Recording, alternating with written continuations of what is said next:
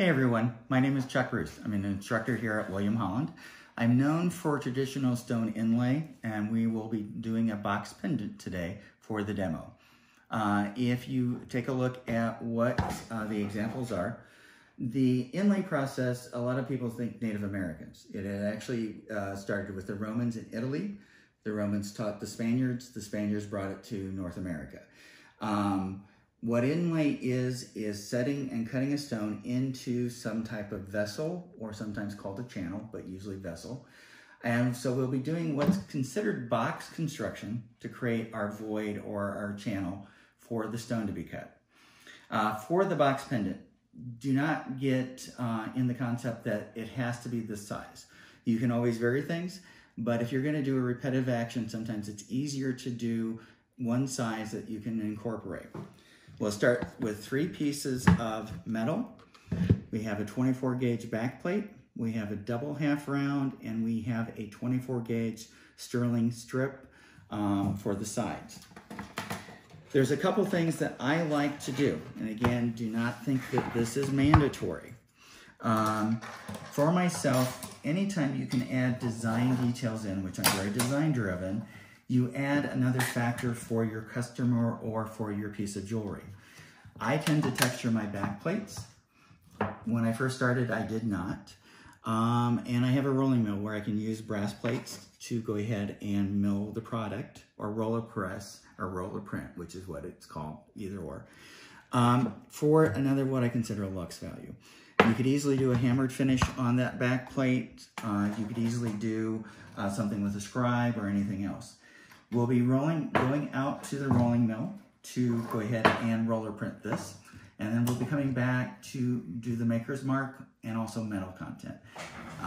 So follow me. So anytime you're roller printing something, because mills can vary with what they're doing, go ahead and do a test. I've already tested this. I've got it set. I thought I had it set to the right amount of force, which I can see I didn't. Yeah. And so this is the way to actually do. Try it, back it off. If you get it too loose, you're gonna know right away. And what you want is a good impression. Now the brass plate is soft. So if you've got it pressed too hard, you will damage your plate. And you can see that actually has happened a little bit in other areas. What I was trying to do was a really good impression of, the brass transfer.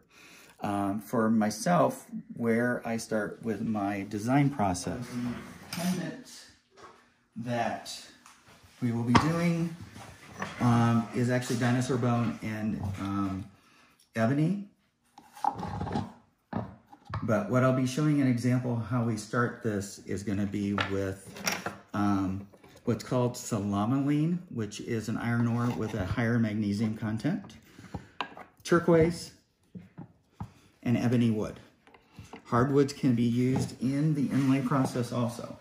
So with my roller texture, what I wanted to do is pick up some of these elements so that it feels like the design was intentional. Again, play. And there's no hard or right or wrong with this. At the end of the day, it is your work, your design, and don't get caught up, oh my God, it has to be absolutely perfect. Those are places that we set ourselves up for failure. So with the back plate, what I'll be doing is doing my maker's mark. If you've got a stump, I prefer doing it on a stump. If you've got an anvil, do it on an anvil. With this, since we're at the teaching desk, we'll be doing it where the desk is most supported. You want to make sure that you don't have any what's considered bounce back. So if you've got a long span, you're not going to get a good impression because it's going to bounce back. A 3-pound, 2-pound, 5-pound weighted hammer is actually good for doing, what's considered stamping. Sometimes you can do leather if you don't want things to move too much. Depending on how thick the leather, it might not let you transfer well enough. Metal of this nature has a equivalent of, value. So sterling is 925% fine silver. The other percent is copper. but you should always mark your metal content on your work, just because of both the value and also informing your customer or your friend or whoever the present is for what it is. I've got a sterling stamp. What I'm going to do is just direct blow, and it marks sterling. I have then my initials for Chuck Bruce, and I will be marking this also with that. My hammer of choice for any stamping that I got turned on by Denise Hutchinson, a stamping artist, is called Trusty Cook Stubby Hammer. It is a weighted steel hammer that I don't have to do a lot of pressure. You should not, in stamping, have to really put a lot of, work into having that then come to full. So I've got my stuff stamped. I will then start the process where I'm going to get ready to solder. So with this, you want the back absolutely flattened. So I am making sure with a weighted rawhide, and I like weighted rawhides because you get more bang for your buck when you're trying to flatten something or do something. That back plate is flattened. The next step that we're going to be doing in this box pendant is I originally had a little stone square that I formed things around. Anytime you can have something to form your bezel around, like a bezel mandrel, ring mandrel, bracelet mandrel, you're going to have more of a consistent shape. So with this, I had Cold Rolled Steel, a steel production company in Indianapolis, make me these little blocks. Now, a lot of people get hung up. This is the face that we're going to be doing around, but you can also do around this face, or you could do around this face. So you've already got 3 different sizes you can do. Pliers of choice in this are square parallel pliers. And what I love about them is that you can get, original, nice square start to this when you start. Now with the bezel wire, I have a lot of questions of where do you put your joint? I prefer my joint at the bottom. Most people do not turn their pendant upside down to look at the joint or turn it up and look on it or anything along those lines. You don't have that. We are doing what's considered a little bit more of a wire wrapping method, forming method, but we're doing manipulation of the metal by forming it. So what I do is I have it at the top. I did this. I've got then a break here with the steel block. I go ahead and crisp this up with the square pliers, get it nice and tight, put the block back in. It should fit. You see what I've got then from a starting fit on this.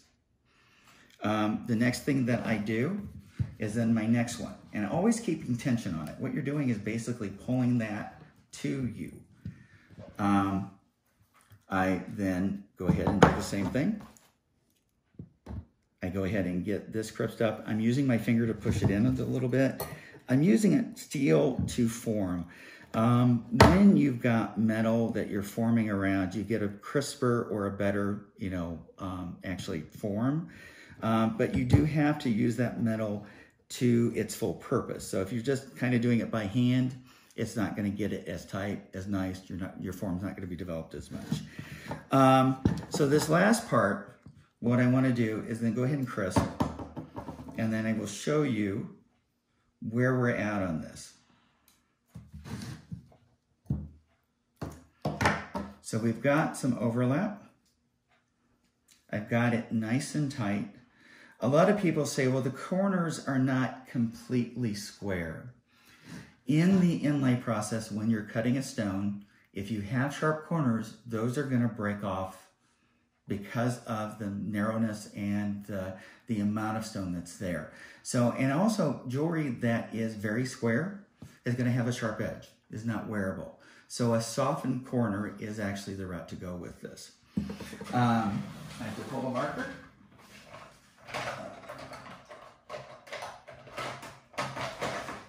So I've had the luxury of my 18 career in doing jewelry making, of taking from some fabulous people. And so I always try to add to my tool set, my toolbox, and my skill set.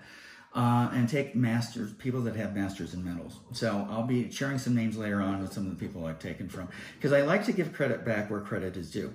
So in this, the method that I learned that is the most effective from a time management standpoint is to mark where that meets on the other underside of that joint.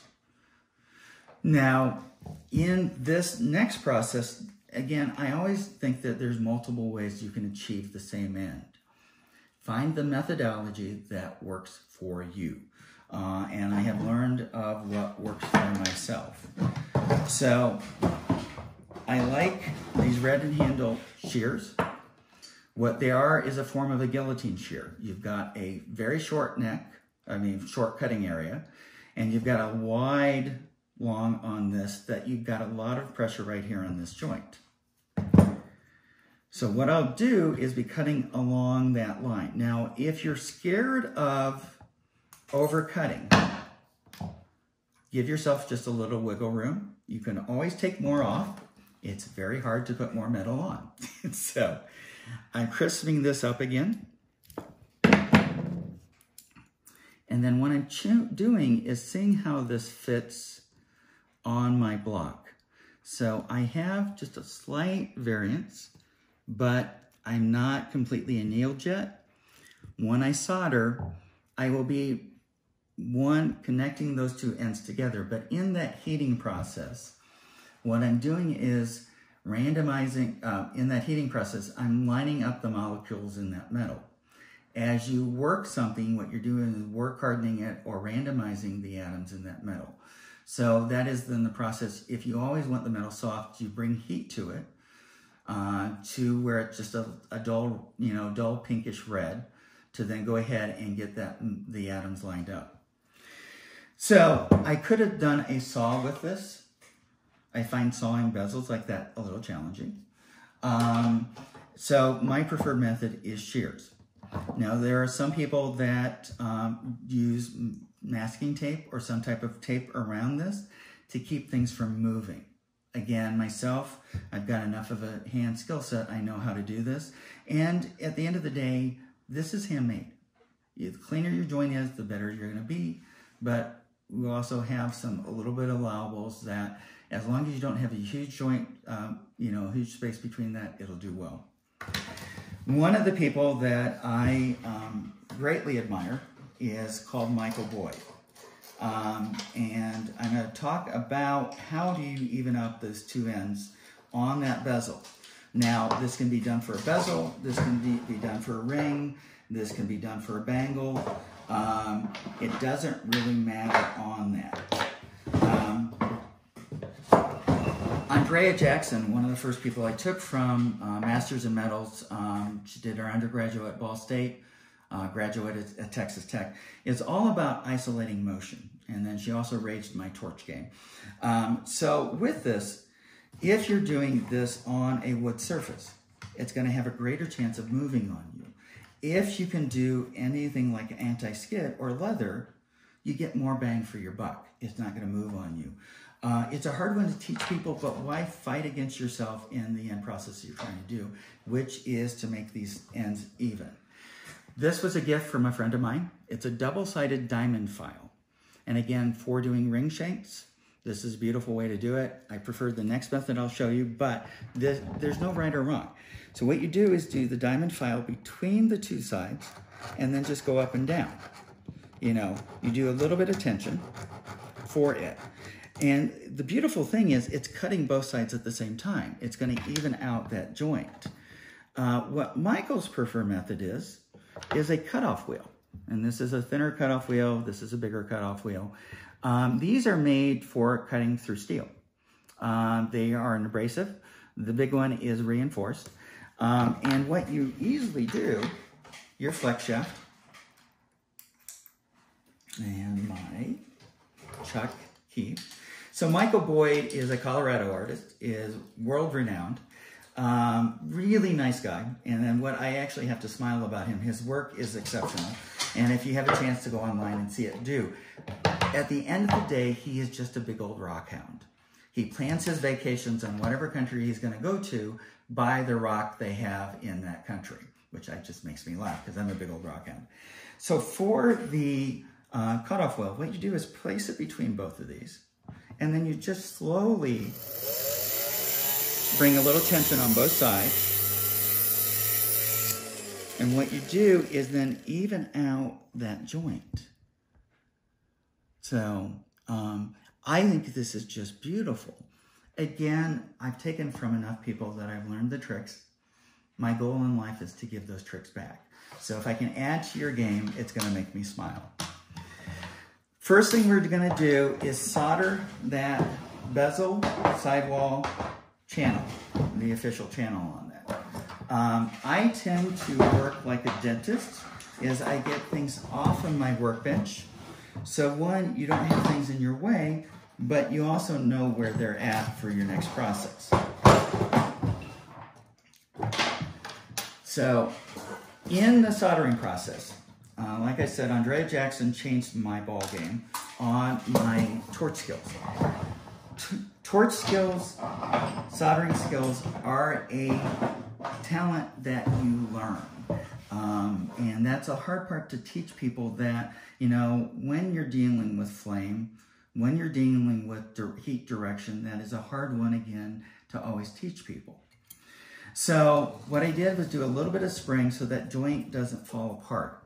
What I tell students, what you're trying to accomplish here is that when you bring heat on this, it's going to soften. So if you don't have any spring in that connection area, it's going to be you after a long day, you know, working, going. You sit on the couch, you unbuckle your pants, and you just sag out. That's exactly what's going to happen to that connection joint. You put heat on it, the metal's just going to sag out. So if you don't have any spring there, you're going to be fighting against yourself. Another thing is that I've taught myself only to use hardwire solder. I like hardwire solder because it has the highest metal content of silver. So you've got better color choices. I also make things easier for myself in the soldering process. I use Flux, which is a 2/3 boric acid, 1/3 borax, 1/3 trisodium phosphate. It's considered a high heat flux that does not burn away. And it also acts as a little bit of a retardant for fire scale. Fire scale is when you heat things so much that you get the copper to raise to the surface. And you also have where you get some of the torch flame, you know, doing the surface for a coloration. One of the tricks that I've learned is to have things accessible for me. So if you're using a striker, have it within easy grabbing distance. It's harder to pick things up from a flat surface. So if you can have little holes in your desk or your workbench or whatever, that you have your tweezers. And I'm going to cover tweezers real quick because it's not something that is covered. These tweezers are for manipulating the piece on the brick. What they are is a heavier gauge steel that can take the heat. When you have what's considered soldering tweezers, they are a very fine tweezer that should not have any heat on them, because what you'll do is anneal that steel and you can't pick anything up with it. A lot of people try to use their soldering tweezers for their, their pickup tweezers for their soldering tweezers. It's really hard because of not having a fine tip, and we'll get to that in a bit. What I'm going to do is my methodology. Most people are used to handy flux brushing it on. With Prips is a spray-on flux. I'll go ahead and get things lit up. So in this process, I'm spraying on Prips. I'm coating the piece with Flux. What is the flame doing? The flame is evaporating any of the moisture out of that Prips. I do it all the way around. I take my tweezers for pickup, I reverse the thing. I go ahead and get Prips. A lot of people say, well, do I have to do this with every piece? I find it is very effective because of keeping fire scaled in. And that's one of the tricks of the game. How can you get cleaner work from joint to joint or to final presentation? So with this, what I've got is the prips done. Now I like to do what is called probe soldering or stick soldering, and I'll be able to show you that in a minute. But a lot of beginners are not comfortable because it takes a lot of hand and eye coordination. The trick here to do, and there's multiple ways to do this, and again, there's not a right or wrong. I found this one of the most effective ways for me. I cut off a little piece of solder, wire solder. I take that. I love these micro pliers. Eurotool has them, Amazon has them. A little bit of chain nose pliers. And I do a little hook. See if you guys can see this. So I can hook that over that joint. Since I already have my flux in place, it's not going to blow the solder all over the place because they're trying to evaporate moisture. That is an easy way to solder. And I learned trying to put a ball down at the bottom. I could never get things to solder. I tried to put it underneath. I could never get things to flow. For me, from a methodology, this works for me. So stick soldering, Native Americans tend to hold the solder in their bare hands. Heat travels up it, I tend to drop it. I found using composite lock tweezers make my life a lot easier. And then I have this question too. Where I'm going to place this solder is on the inside. Since we're having the stone cut to fit, it just makes it easier. And so I hold the solder up against that joint, break it off, and then I just go ahead and get it to flow. Now I'm a little heavy on solder, but I'm not concerned about that right at the moment because this is going to be soldered to a back plate. That excess solder will flow down to the joint of the back plate. The other question that I have people ask me, why do you solder it in an annealing pan? I love soldering in the round that I keep the torch, at one position and I can move the piece to that. For myself, these are progressive lenses. So I'm both a little nearsighted and farsighted. And it makes it easier for me to keep that right perspective where it's at. I find when I try to drag the torch, I don't do as effective work. That is learning about yourself and the things that you do. So we're gonna prips this bezel. Pickle this bezel. Sorry guys. Mouth and hand trying to, it's like walking and trying to chew gum. You never do it perfectly. So what I can actually do is then my next step is taking this back plate, getting it ready for the soldering process. I will be, and I'll cover this again when I get to it, I will be pripsing this back side. But this connection joint, where these two meet up, you want a green scrubby. What you're doing is removing any, contamination if there's possibly something. Now, if it's really oily, take it to the sink and get straight Dawn on it. But you're giving the metal some teeth where the solder is going to go. You have a greater chance of that solder seam being very effective. If there's a shiny surface, solder does not like to adhere as quickly to the shiny surface. So what you're doing is giving, again, some teeth for that. The other thing that I will be doing is redoing that bezel and reshaping it. And I wanted to show that process. Pickle was very hot. My pickle of choice is pH down, which is a pool solution. I find I like the Myers brand the best, not to, talk on Myers, but I just find it's the most effective for me.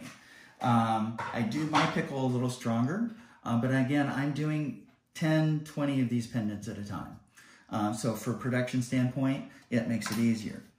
So with this, where did I put my towel? My towel. What I want to do is make sure this is real dry before I go to my steel block. Anytime you are putting something on steel to form, make sure that it's dry. Otherwise, you're going to have rust. And, of course, drop it. And I'm going to be on the tight side, which is actually good. So my bezel wire, I'm reforming around this block.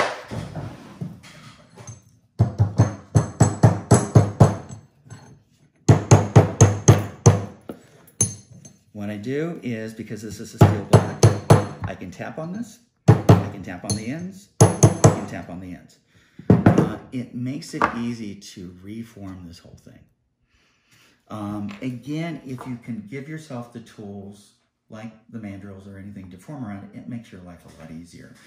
And I didn't do this for years. It's kind of, I had the thought one day, I had a friend said, well, why don't you just go to a steel company and have you make you some? It's kind of duh, I'm kind of stupid. But again, we learn things at our own pace. Next thing I'm gonna do is actually sand the connection area between the two flat on this bezel. What I'm doing is making sure that surface is completely even.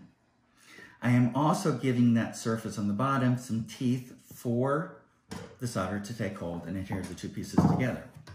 Again, I didn't think of this for years. $2 cutting boards at Dollar General or any of your dollar stores.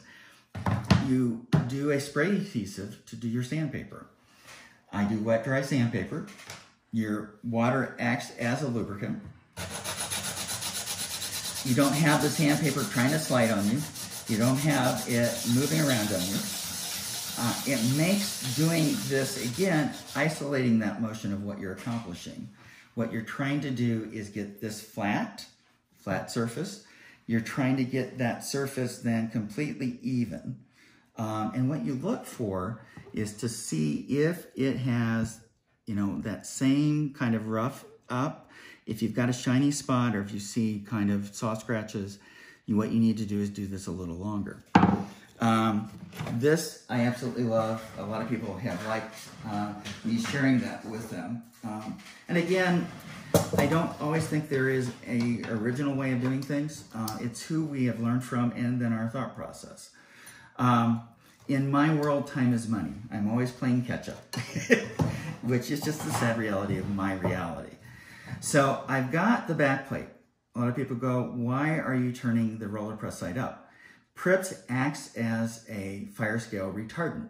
So I'm gonna cover that surface with Prips Flux, or any flux for that matter, helps that you keep fire scale down. At the end of the day, we are using hardwire solder, which takes a lot more heat for it to flow. And anything you can do to help yourself, the better off you're gonna be. So, again, I'm spraying this on wet. I don't have a real aggressive flame, and I'm not spraying the Prips right in the torch. I pull the torch back. Again, all I'm doing in this method is evaporating moisture so that when I go to solder, I don't have my solder popping all over the place. I also create a way, again, reducing fire scale. So I flip that piece over. I go ahead and Prips. I have a fair amount of people ask me, well, do I have to Prips both pieces separately? In this situation, the answer would be no. But moving on to the things that I do best, like an inlay cuff, when you have an 18 gauge or a 20 gauge back plate and you have a 4 gauge triangle wire, a 10 gauge square wire, a 1 gauge round wire to do a cuff, you need to make sure there's plenty of flux between the two pieces. If you don't, your solder won't flow and you'll have solder pits. And you get it all cleaned up, you do your inlay, you do your final polish, and you have these solder pits show. You start crying, I feel bad, you know, don't want to, you know, live for that day, and we want to keep away from that. So once I have that done, I put everything together, I do a final Prips, and just a little bit more. You can be heavy on Prips. If it starts to bubble on you, then don't. There is two things that I'm trying to accomplish here. I'm trying to get the pieces with the Prips to adhere together so that if you're placing your solder, it doesn't shift on you. If I have Prips on the back side, especially for a cuff, I want it to do a little adhesion to the brick so that if I need to move the side wires, if I need to move it around, it's not going to move on me. A lot of people just don't realize that. So there's two methods for doing this. You know, in the beginning, if you aren't comfortable doing stick or probe soldering, what you do is cut little pieces and you just lay them around in the inside. Again, don't have to worry about cleanup. We're cutting the rock to fit. So if there's a little bobbles in there, it's not going to really matter. And it also saves your cleanup on the outside. I, again, because of my length of experience, do stick soldering. I did a full-day private lesson with Nathan Jones, another Indiana artist, Persimmon Metals, that is master's in metals, also ex-department head for Earlham College. I have found that people that do things well, seek them out, take from them, because it always adds to your game. So the way I hold my torch, since I prefer to solder seated, is like a conductor with, you know, their wand, or how you hold, you know, something along those lines. This is all about heat control. So right now I'm directing my heat at this angle. What it does is hit the piece, come across it, keep everything warm. That is what you're trying to do with hardwire solder. Now if you put the solder right in the flame, all it's going to do is ball up. And so what I'm doing is projecting that against that sidewall. And that's, again, the easiest way to do any of this. So my pick of choice is a titanium bike spoke. Again, titanium's not going to transfer the heat. You know, solder or, you know, anything's not going to transfer well to that. So right now, I get things up to temp. I'm moving my solder inside against that back wall.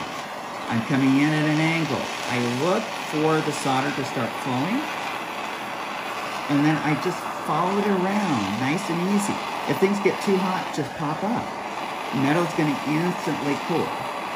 Jim Richardson, another teacher here, is another friend, does boxes. Same methodology. One of the things that I want to point out with this is this bezel wire could be, you know, 10 gauge square wire, could be triangle wire. All you're doing, and it can be bigger, you're changing that envelope, but what we've got is a void, a channel to go ahead and inlay stone. Now, this is probably stuck to the brick. This isn't. One of the tricks I learned, which I love because it made my life easier, is taking a Chinese soup spoon and then putting a little water on this. It will help release your item from the brick. I don't know if you're like me. In the beginning, I had a lot of stuff stuck to the brick. I had a lot of transfer on the back, and what it does is let that release cleanly. That stuff just pulls off. I like a Chinese soup spoon because it sits up. I can grab the handle really effectively. What it does do is break down your brick a little quicker. Again, not a big thing with me because bricks can be sanded back. I go ahead and put that in the pickle. Again, in my work area, I have a separate soldering station, but move things out of your way to give yourself area to work. We have two things to do before we do the back hanger, and I'll talk about design on that a little bit. I'm going to let this pickle for a second. What we're going to do now is saw off that back plate. Michael David Sterling, I took from. The man intimidates me. And I'm glad I took from him. I don't know if I would have learned this otherwise. So Michael, what he does, again, my pickle's hot. I've got just a little bit of discoloration. I'll put it back in later on. He does everything by hand sawing. Well, I'm a person that I'm a tool junkie. If you can have a tool, do it, like a sander or something like that, a guillotine, sure. I don't do that. But there is where you have somebody that hand saws all of their work, grab them and learn from them. So one of the things, again, isolating motion, that he does is do a scribe, make a mark for that saw blade to follow. So this last side, what I'll be doing is sanding it, but I've got these three sides to saw. Now, I will say that my method is most amount of effort for the amount of time. I'm going to tell you the traditional way, I'm going to tell you my way. My saw frame of choice is Potter USA. Blade of choice, which is Michael's, is the antelope blade. They work for me. One of the things in hand sawing that a lot of people don't do is to lower their seat. You really need to do that. Okay. So if you use your thumb to start things, and I had a student use this, and I think the blade choice is going to be a little bigger than I wanted. And let me, there we go. So I use either an 1/0 or a 2/0. I think this is better. You need to be lower so you can see this seam. Nice long strokes. Let the blade do the work. If you push too hard, you're going to generate heat. You're also going to break that blade. Take your little scrap, set it to the side. Again, smaller blade is start this a little quicker. You know, when I set up for the demo, I didn't think about using this the last time. So if you are scared of overcutting, yeah, my best saw back, guys. Give yourself just a little allowable for this. What I'm going to try to do is break this off. I'll change my blade later on. So this last side I could saw, but where silver pricing is right now, I'm going to do my other method that is preferred. I have a 1-inch sander behind me.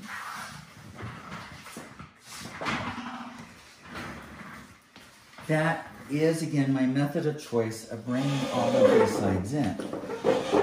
Again, any like stone cutting or anything else, give yourself better control. Bring your elbows in, your hands. It's all about this action. What you're doing is creating a tripod of power. Sander's going to be a little loud. And so what I'm doing is just cutting on that back foot.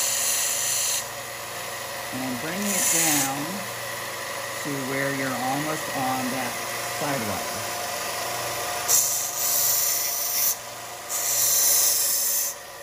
I tell people, again, take things slow. Your sander can be very aggressive. Depends on how worn your belt is.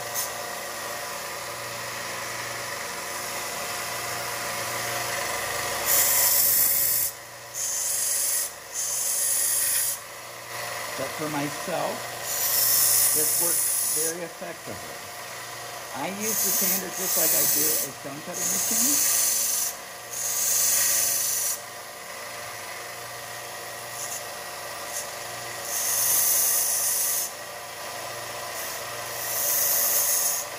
Okay. Harbor Freight is my machine. That's, I think, one of the best pricing out there. I have one last thing I'm going to do here. You can watch, or I'll just show you. I've got a burr on this backside.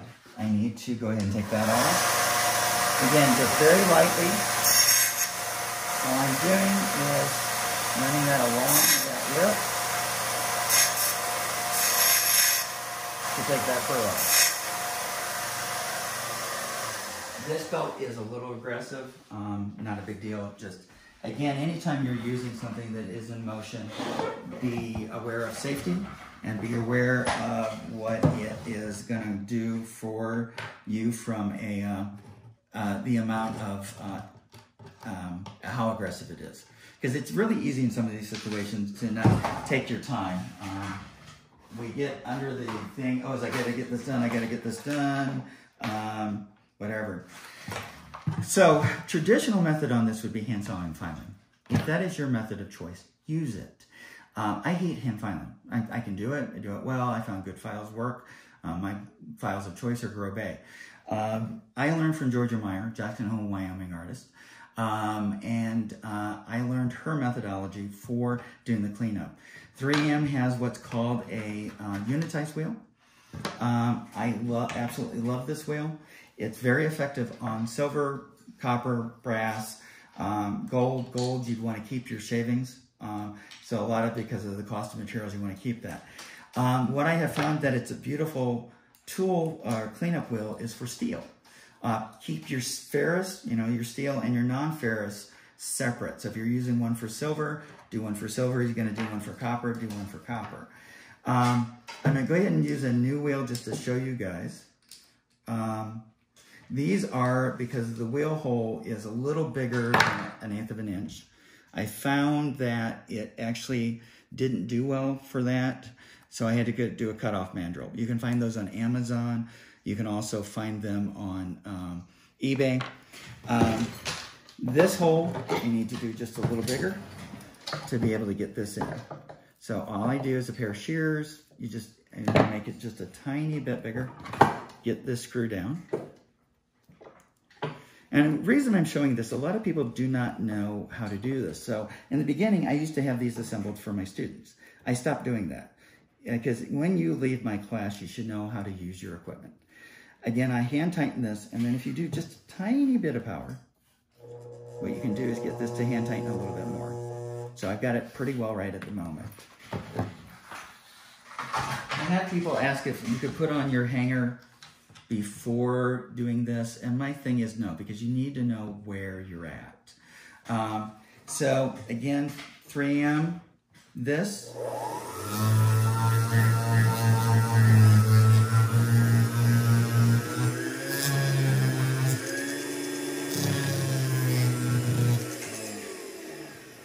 So this is how this looks compared to this.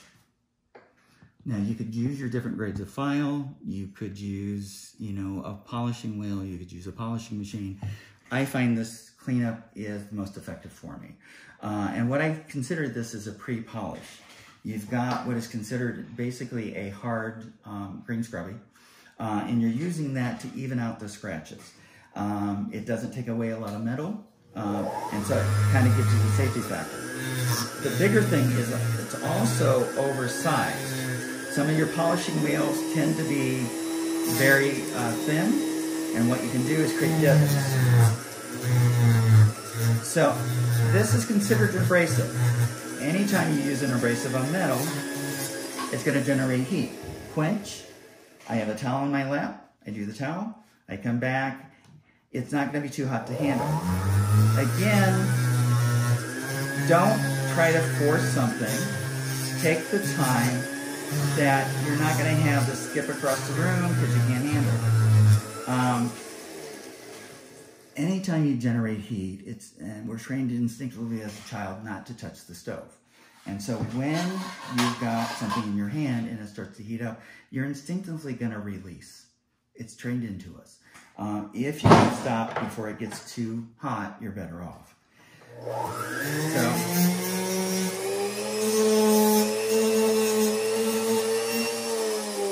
So all my sides are cleaned up.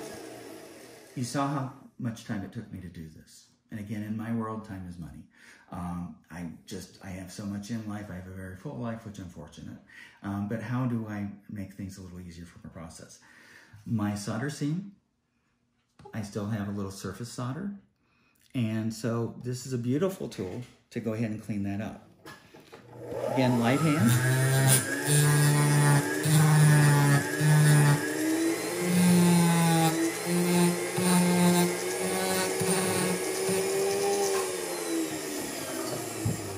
What I have. It didn't take me all day to do this. Now I noticed on this that my bottom wire isn't quite as square as I'd like it. So what I do is just pull that out. One of the beautiful things on the steel block is if I need to retrue it, I can stick the steel block back in, I can tap on it, make it the same shape. If you've accidentally sized your thing too small, one of the nice tricks about the steel block, turn it sideways. You still, and then tap on the hammer here. You can still get things trued out.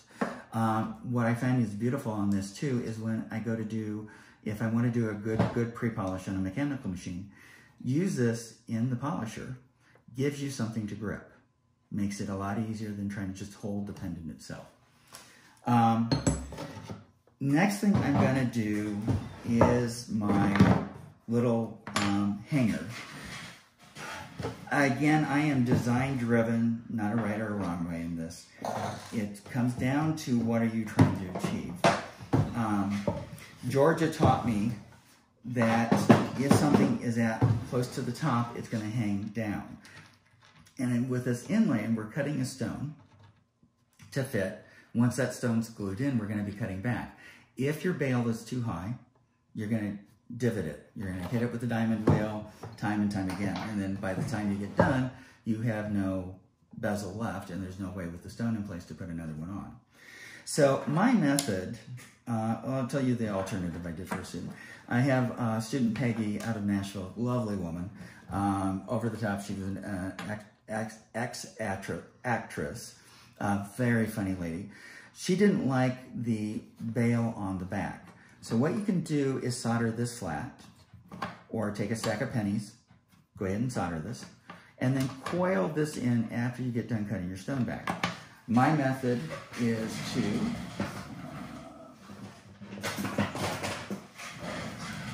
go ahead and take this and form it around a pair of round nose pliers.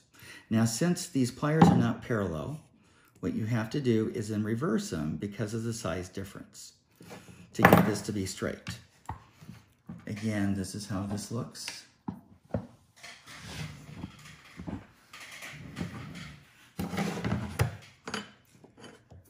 So in this, what I'll be doing is use the green scrubbing on the back side where my bail is going to connect. It's not a huge area, but all I want to do is try to give, again, that area some teeth.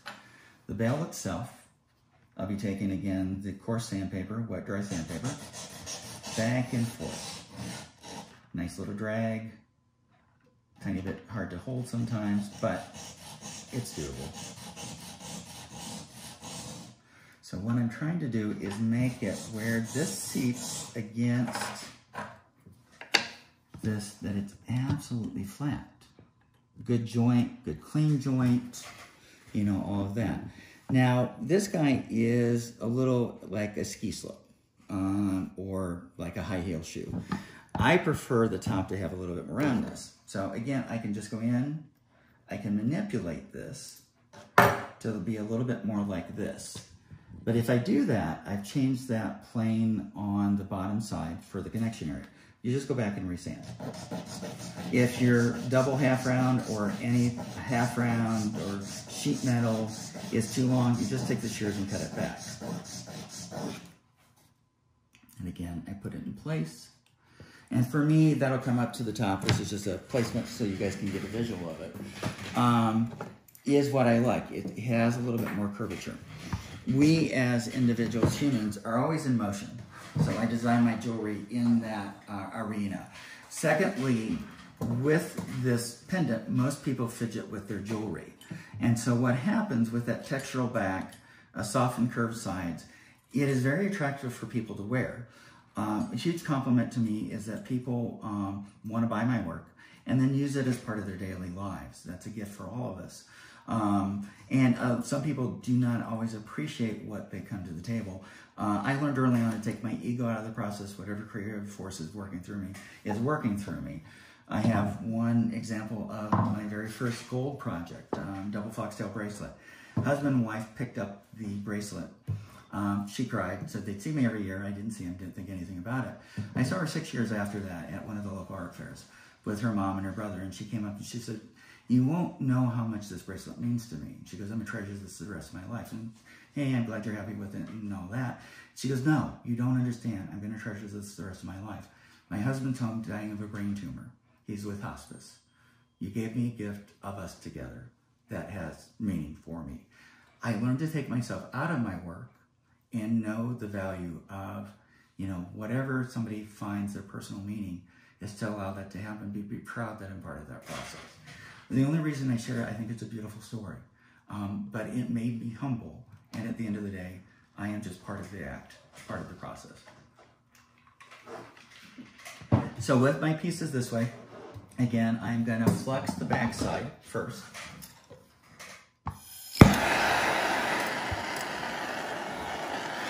What I'm going to do is go ahead and get everything fluxed. I turn that over. Try not to drop it down into the bricks. Make sure you know where your lettering or your maker's mark or the sterling mark is. I go ahead and reflex the front. You could do the front first. I find if I got the back covered, I don't tend to forget it. But I usually do the front, and it's just, at the end of the day, trying to, again, talk and chew gum at the same time is a little hard, or walk and chew gum, or whatever the saying is. I evaporate out all moisture. The double half round bail, I went ahead and prips the underside. I prips the top side with this because I'm trying to talk. I also take time to then place it well. And depending on how much caffeine I've had, depends on how jittery I am, if I've eaten, and all of that. Again, I had early on a well-known local goldsmith say that, you know, you're using fine motor skills. Allow yourself what you need to do the work, which is rest, you know, getting up from the bench, eating, you know, feed the body, because of that. So in this, once this cools enough, I can also do it by hand. Place it in the very center, where you know the center's at. Again, because of us forming this around a pair of round nose pliers, it might be a tiny bit off, but we can always change that if we need to once it's soldered on. This part of the process is essential if you can get it down right. What we're trying to do with the prips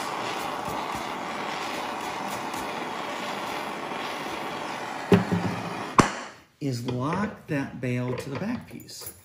Why is that essential? On my really good days when I'm on form, I can just use stick solder and do that. But I'm gonna place this, and you want, there's no soldering holding that. That's just flux. So when you go to place your solder, everything doesn't move on you.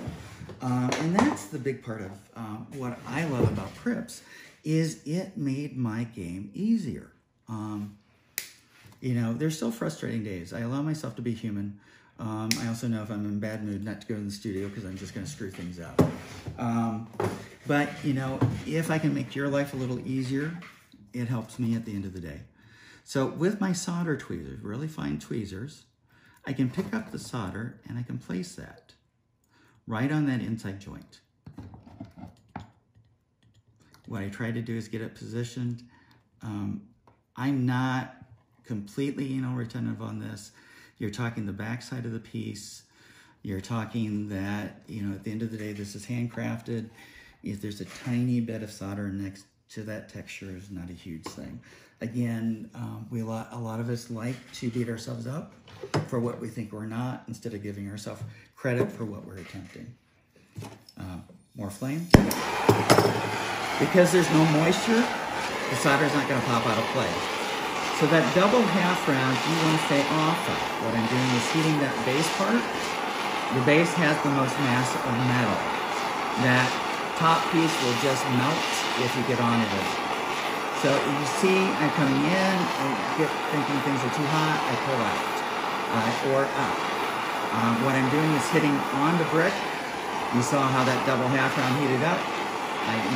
Attention got pulled just a little bit when I was talking. So now I'm heating up that base piece to get it to flowed, and make sure that front edge, which doesn't look like it's flowed, and it just flowed. Actually, a little bit more.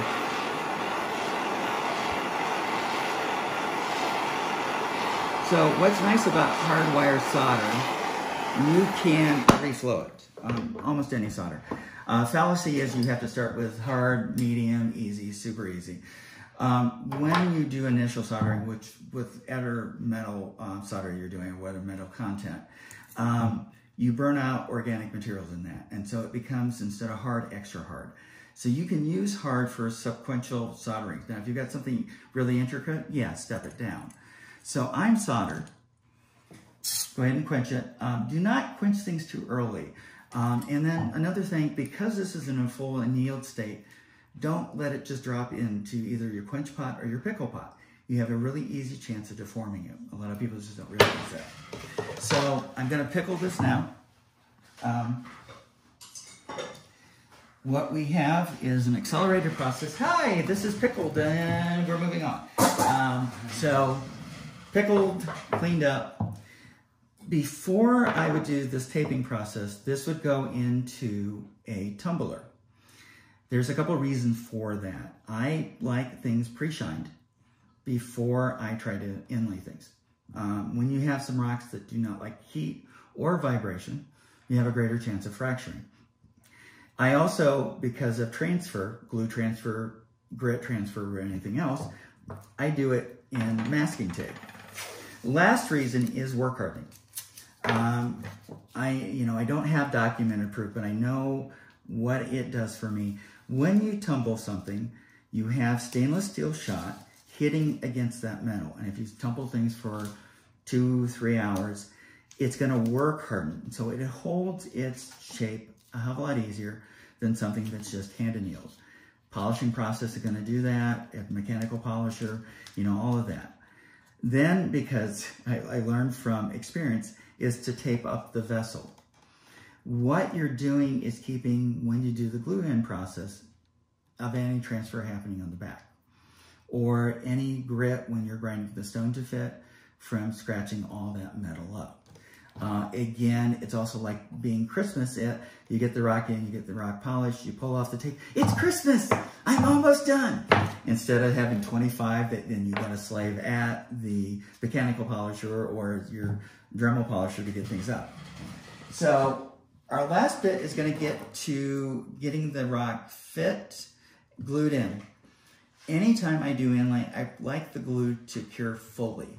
You have less chance of errors happening. And so we will be trying to cure this overnight, coming back for part 2 tomorrow. So follow me over to the Jeep.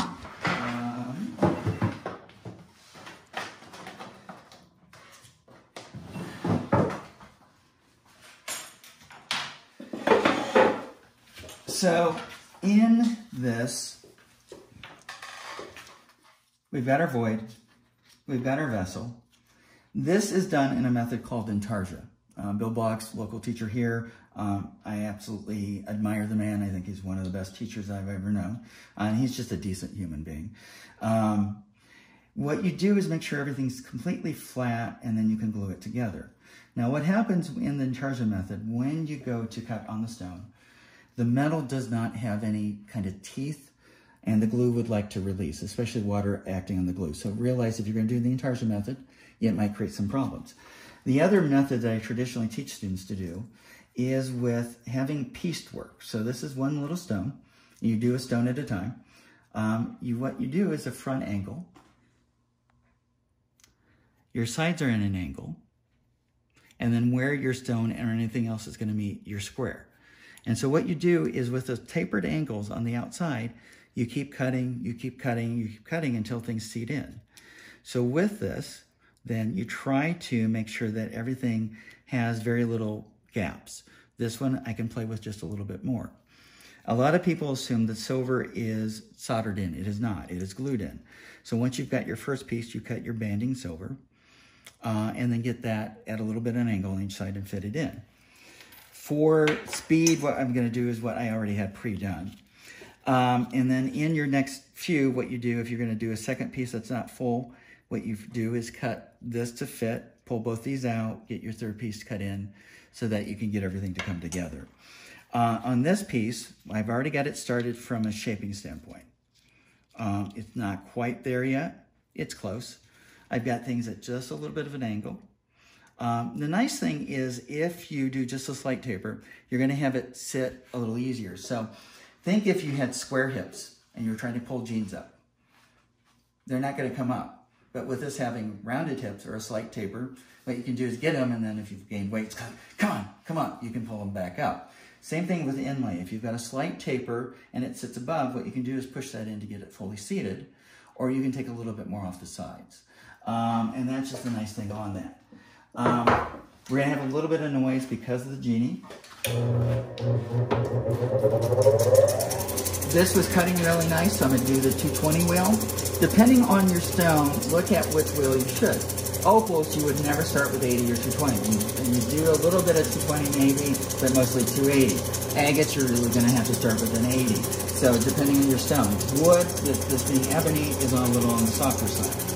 So I've got where this is close. I want to go ahead and take a little bit more off this top elbows in, hands, you're doing this, and it's just a gentle slide down that front.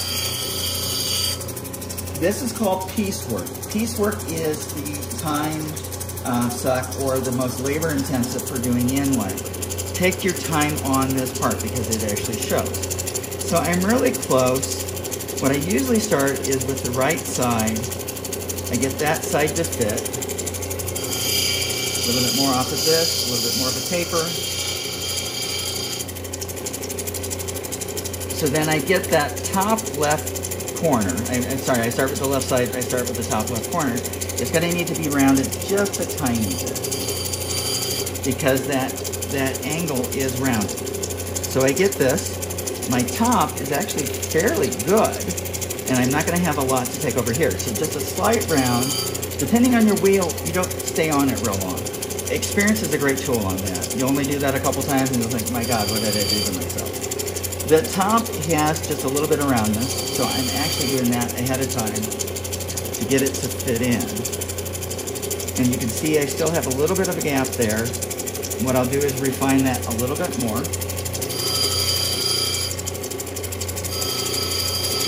Be able to do that. If your taper is too extreme, again, things are not gonna, they're gonna hit on the taper and won't feed into themselves. So good, good. You see, nice and tight, tight, tight, tight.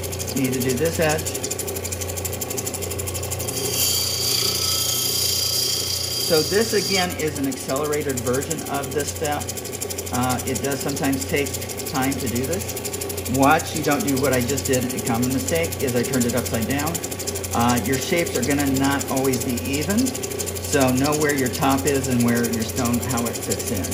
It's easy enough to do a mark on top, which, you know, I do when I'm tired and not cutting real well. Usually I try to keep everything in the same position. So I rotated this upside down so I knew which angle I was at.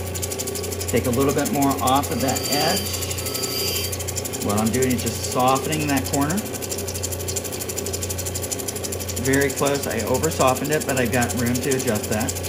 Gonna go ahead and make that a little rounded. And I'm always kind of keeping it at a small taper.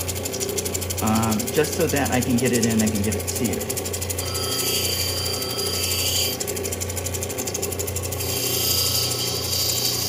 This in person is a lot easier to show. A little bit difficult when somebody is not here. What you try to do is get things started to seat. I'm still a little white here.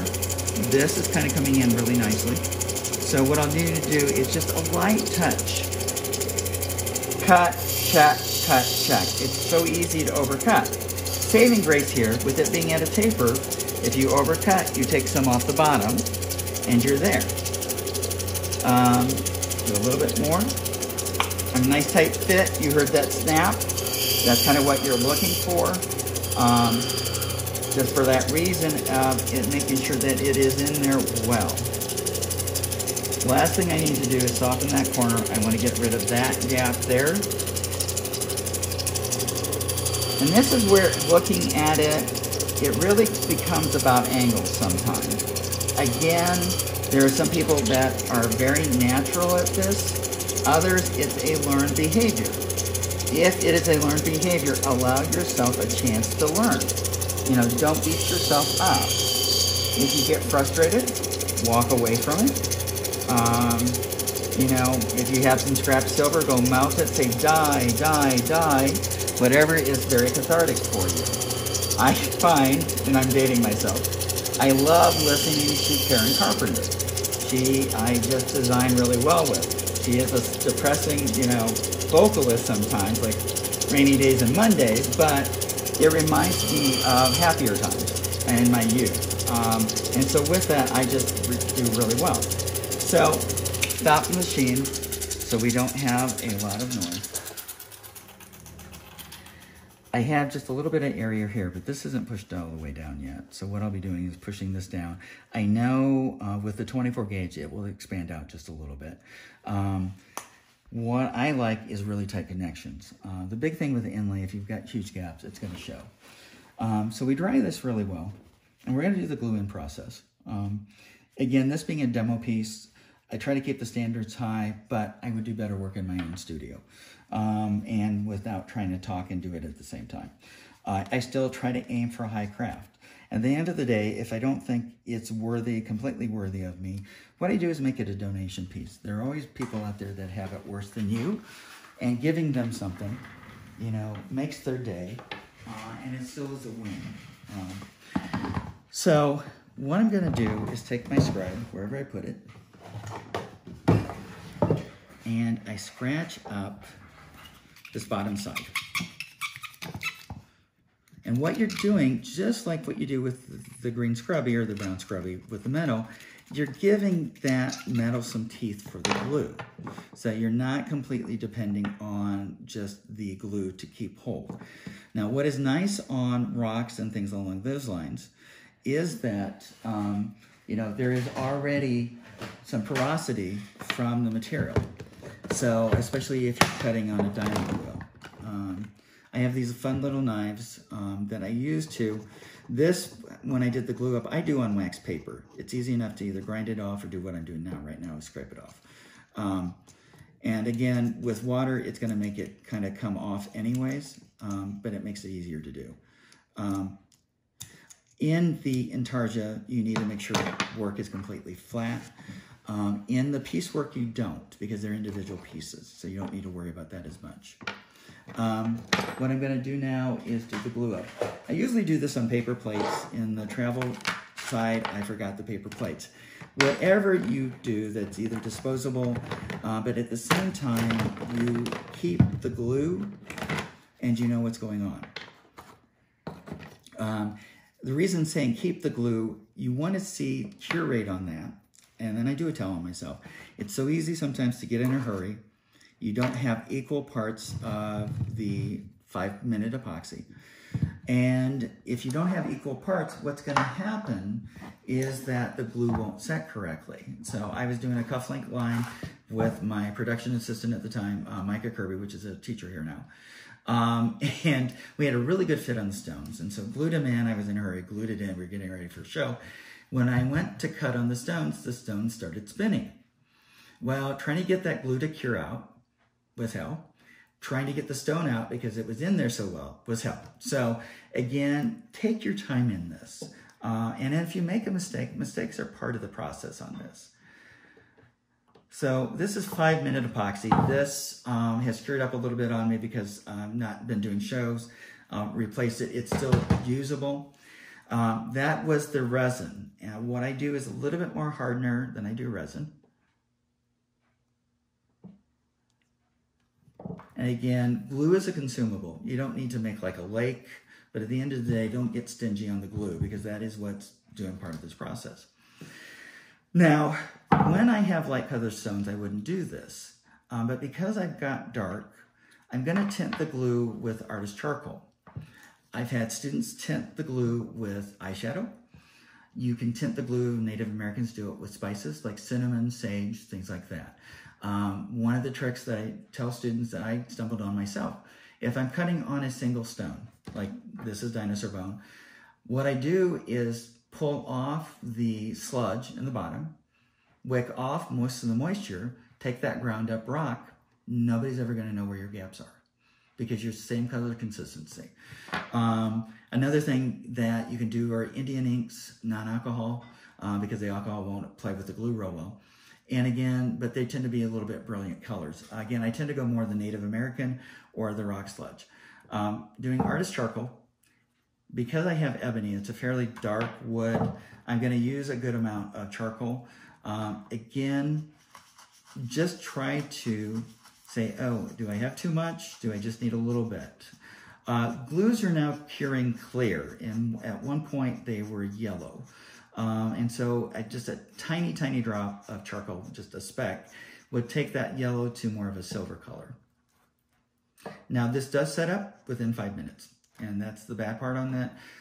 So if you're doing multiple pieces, sometimes it might be better in the glue up process to do one at a time. You fill this whole channel. You want glue to squirt out the sides. If you don't, what you've got is air pockets, and you'll have those voids then with those air pockets that you've got to fill or fix somehow. So again, glue is what's making this whole thing work. So I start this.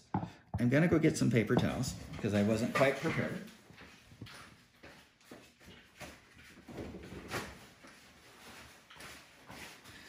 And what I like, because of the bail on the back, is to turn this upside down. And then you push on that from the back side. You get a lot more downward force. You're not gonna break things, stuff along those lines. So this is what I've got. So you see where the glue squirted out. I'm down there really well because that was at a slight taper. It really expanded that sidewall to fit the form that it is. So you can leave the glue on. I tend to wipe off just a little excess. I don't get where I'm removing all that glue, but you don't see any joints at all. And so with this, that's the idea, is that you've got the piece in. Now, there's two things that I do want to say that can hang you up if your stones are too much of a taper. They're really extreme. If you accidentally nip the corner and you need to drop that down some, you're going to have a glue void because you don't have the rock along that sidewall because you've got it in too far. The second thing is that in this pushdown method, do not take a hammer to it. Do not, if you've got a soft stone like Larimar, turquoise, don't get excessively forceful to it. If it's not fitting squarely, go ahead and cut it, but know that ahead of time. So these little clips from Harbor Freight are a beautiful tool that then you set this aside, you let it cure up, and then what we do is when it's cured up, we go ahead and start cutting back. So what I did was remove most of the glue, but I'm gonna keep some for knowing when I can go ahead and move forward if I'm doing like a cuff. Different manufacturers have different cure times on their glues. So if you're getting your glue from Home Depot, which is, I think, Devon or Loctite. Lowe's is Loctite, or there. One brand is at one place, one brand is the other. This is Stick Fast I get from a knife manufacturer. I absolutely love it. But on the back will tell you the cure time. So that can tell you how long that needs to set, you know, to be a partial cure, to be a 50%, to be a full cure. Again, you saw that I had everything out of my way. So for my working area, I didn't have any cross-contamination, is what I call it. In the initial mixing of the glue, it's going to be very runny. And so if you get things glued in and you do this sideways like this, your stones are going to fall out because of gravity. So be aware of how you lay things so you don't have that happen. So I'm still just a tiny bit tacky, but you see I'm getting just a little bit of transfer to me, but not much. You don't want to create a lot of air bubbles by whipping this, but you do want to make sure the glue is mixed well. Again, since this is your adhesion factor. When this cures enough, what I'll do, the minute I can put my fingernail in it and it doesn't stick to me if I'm doing a cuff, I can start my next piece. If you're going to do multiple glues this, that's what you can do, get your first piece glued in, because I hate doing pickups. So if you have 3 stones and 2 pieces of silver, it's 5 pieces to manage, and it just, I have dropsy sometimes, and it's just a pain in the ass. Sorry for my French, but it is. So I don't think there's anything else. I don't think you need to see me let this cure, but again, keep some residual glue back so you know if it's been a successful glue in. You know that your glue is going to adhere well. You're not going to get to the genie when you go ahead and cut this back, which we'll be doing tomorrow. Or it doesn't pull your silver out, you know, all of that. So thank you for being with us today. I hope this has been informative. I'll see you guys tomorrow. Hey y'all, welcome back. My name is Chuck Bruce, inlay instructor here at William Holland School Lapidary. This is part 2 of the inlay box pendant. What we're going to be doing today is, since the pendant has already been glued up, cured overnight, is then doing the cut back and the polish, and then do the final polish on the metal. So again, the examples are showing some variations. And one of the things that I always tell my students, and for my own self, is get rock that is beautiful in your mind or excites you. Inlay is all about the rock at the end of the day. With this, these are just variations of what I've done. A couple of them are teaching examples. So we're going to start cutting this back on the genie. Again, the current pendant that we are working on is dinosaur bone and ebony. With this, what we're going to do is do just a general shaping. Now, these guys do not have to be rounded. They can be flat. They can do what you want. This, I'm going to do a little bit of a barrel vault. I like some curvature. I'm just going to go from up and back, switch it over to the same thing. I'm going to stay off of the ends currently.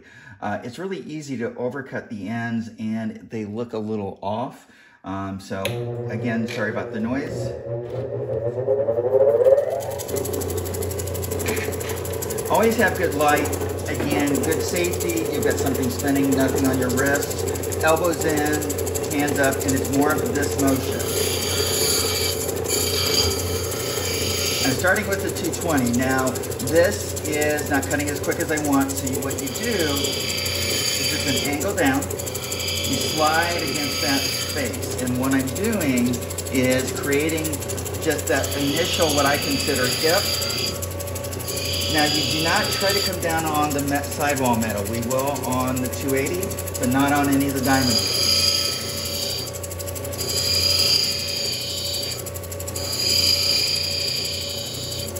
So I tend to be heavy-handed on the right hand, dominant hand, so I switch to make sure things are evened out.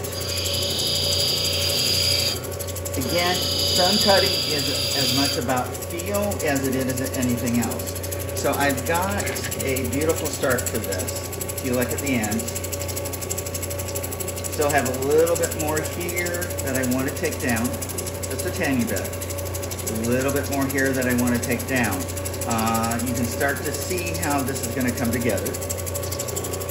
Again, always bring your light in. It's something I go around the room doing for students time and time again. You cannot really see unless you've got that light where that stone is contacting with the wheel. Again, that's just basic kind of stone cutting, but it's so easy not to do that.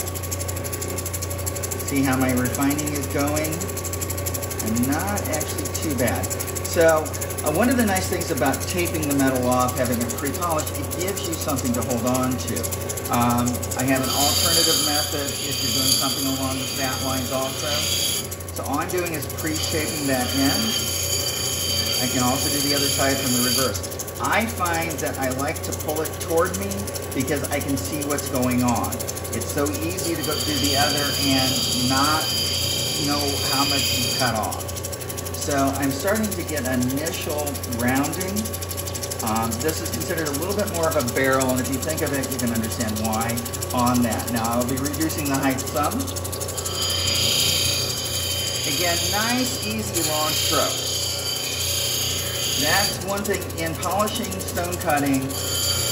The less choppy your strokes can be in this, the better it's going to have from a surface feeling even instead of all choppy. Now we are on a diamond wheel. It's going to create flaps. There's nothing you can do about that. The Nova wheels being resin is where you start then to change up what you've got going on. So in this, you see how this is starting to come together. Once I get this polished, I think this is going to be gorgeous. I'm going to take down just a little bit more and then switch on to the other wheel.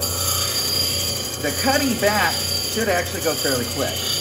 Again, most of your labor is into doing the inlay part, or the piecework is what I call it. So I'm switching over to the 280.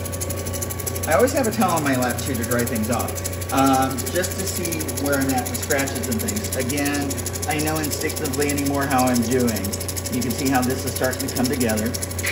So we will come down onto the metal this time. You don't want to stay on it really badly, but you want to make sure that transition between the stone and the metal is seamless. I do a lot by touch, by feel. Okay, I have to close my eyes. It's a great way to know how your transitions are going. This 280 is on the newer side, so it's cutting really well, which is not a bad thing. Just again, depending on the age of your wheels, how they're cutting, will determine how hard to press in, how hard not to.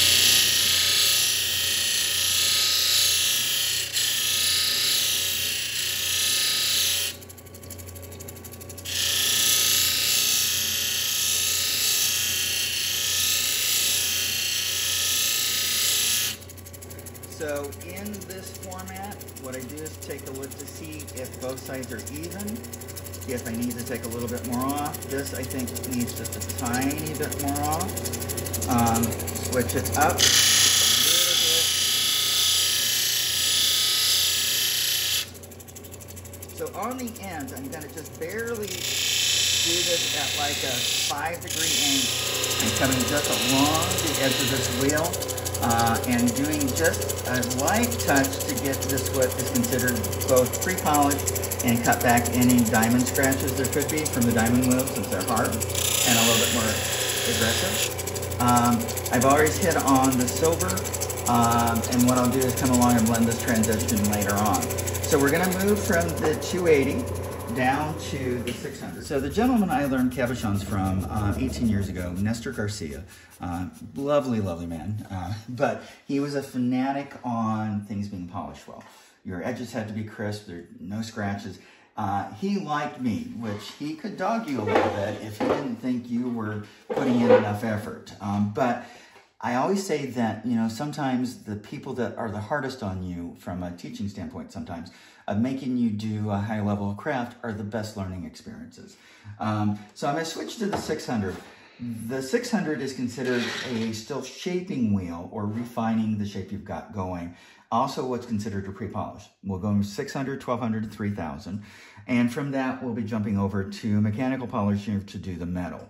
So get this started up again. So what we're going to do is still that hand action. I do want to re-emphasize to come along, do that slide along the face of this to hit in this area. Same thing here.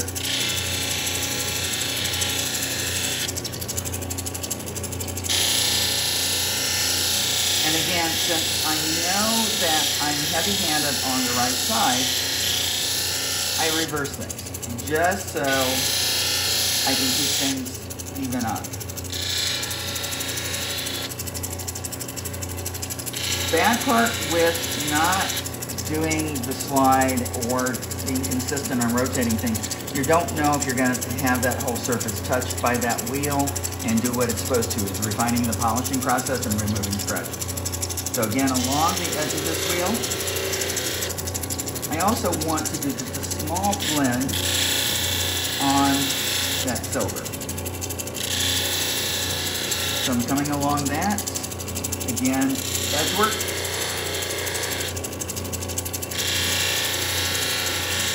Come across that. I will still want to blend out that top edge, make it quite not as sharp. I'm not putting much pressure on there at all. I don't need to. All you're doing is trying to keep that edge from basically breaking off, and all you're doing is a slight softening of it.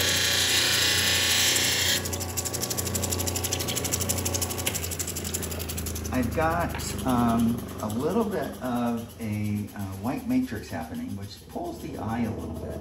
At the end of the day, I think it adds to it. You could, if this bothers you, is cut it back. There's some stones that optically throw your eyes from a cutting standpoint. And again, just trying to make sure that you've got the same shape. I see that I'm a little out of round here on this right-hand side. He's still sticking up a little bit. I'm actually not bad here. I could probably take it down a little bit. So what I'm going to do is make sure I refine this. If I have to step back, I will. Sometimes just putting a little bit more pressure on this actually does the job. Again, knowing your machine, knowing your wheels is actually very helpful. So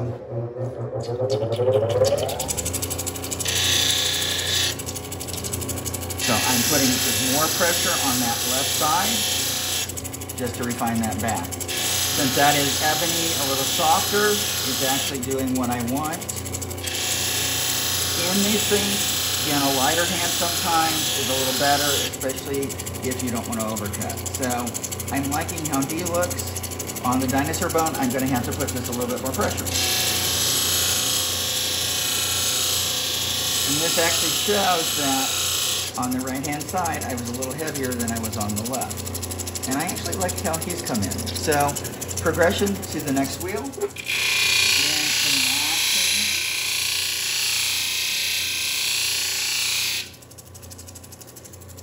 Same action.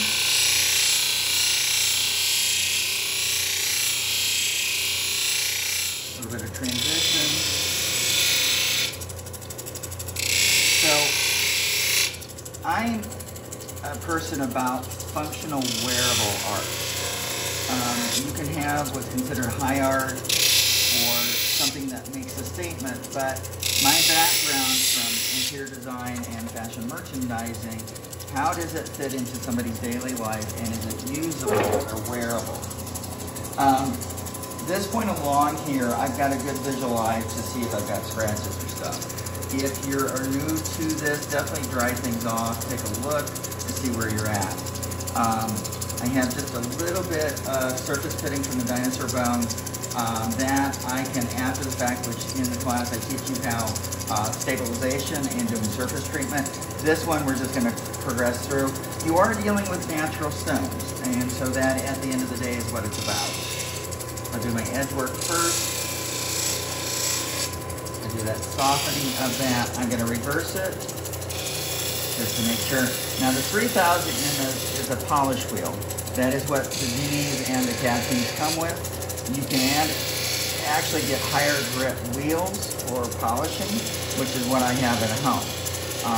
At the end of the day, depending on your work and your needs, depends on what you should really get for your shop or for yourself. Again, the striking, just rolling it back to myself. Now this 3000 is a little worn in, so I can put more pressure on it.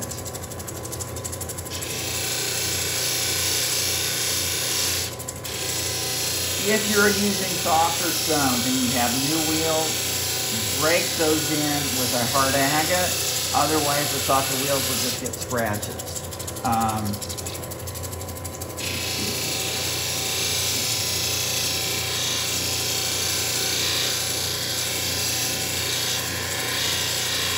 So, of course, the ebony is going a little quicker than the dinosaur bone. Again, soften this edge. Soften this edge. And all you're doing is, where you've already softened it, you're polishing it. You're refining what's going on.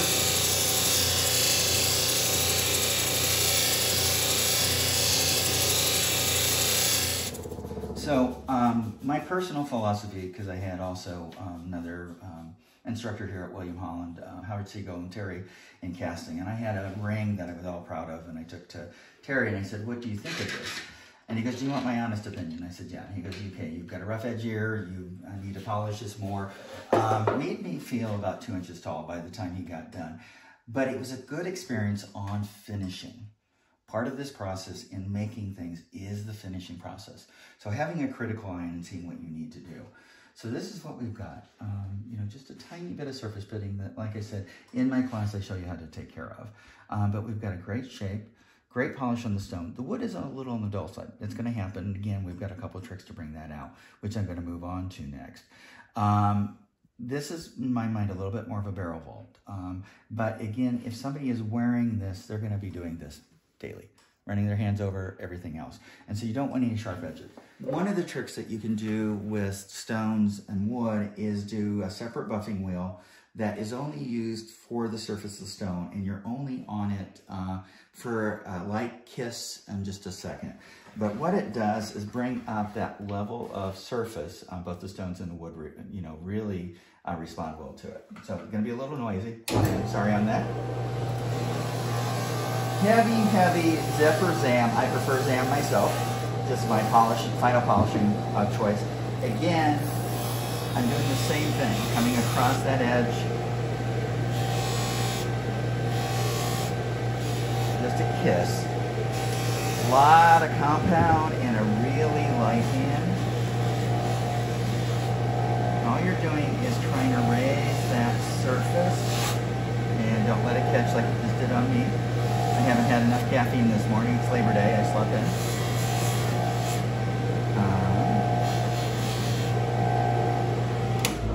So right now we've got compound, but you can see where that wood has just taken that and run with it. So I'm going to go straight dawn, pull out that compound, and then come back and polish the metal.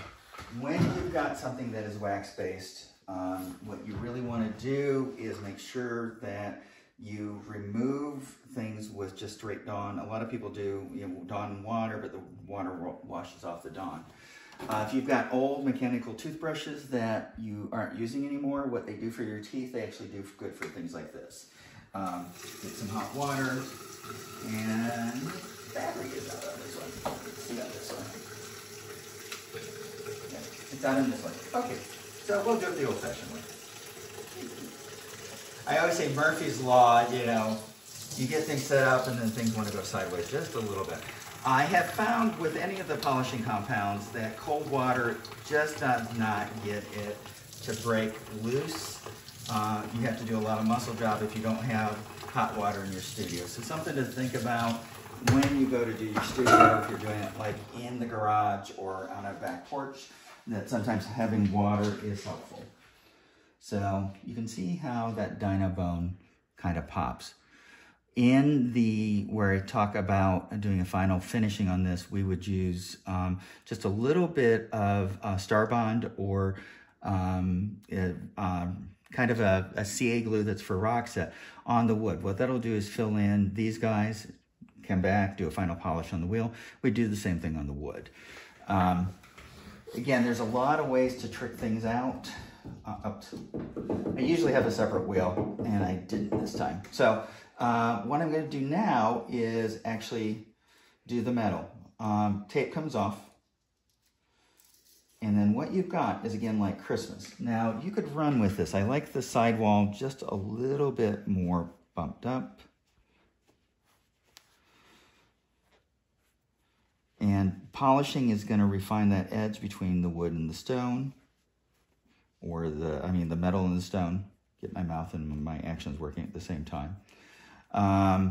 So I have a trick. So a piece of heavier gauge wire is a great one that if this catches, it's going to pull it straight out of your hand. But it gives you an additional support mechanism. I do a lot of mechanical polishing and I do it well. You also have to think about safety sometimes. And I do this myself. It's just a trick that I learned just by me thinking it through one time, and it just makes it easier. So I'm coming at an angle. And again, at an angle, so that you're not square with that wheel. If you're doing just a real light touch, you can be square with it. You can see the difference that makes just in that sidewall profile. Again, this is part of the finishing process. And like I said, the front stone, when you look at the other examples, I'll be tricking that out at home. I'm not in my own studio, and sometimes you don't always have things with your, that you need to do things.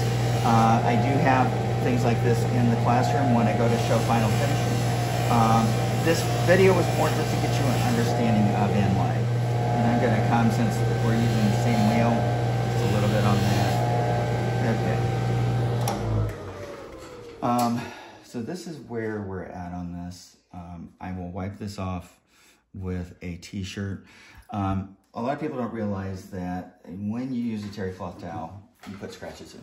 Paper towels contain wood pulp, you put scratches in. If you're going to come to what's considered a mirror finish on the metal, why put scratches back in of something you just polished?